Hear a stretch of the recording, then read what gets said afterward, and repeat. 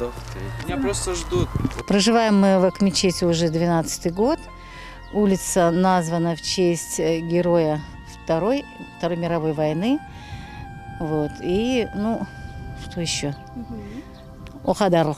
Больше ничего не могу добавить. Конечно, хотелось бы больше знать, но, наверное, мы сами виноваты в этом. Герой Советского Союза, это как Амирхан Султан.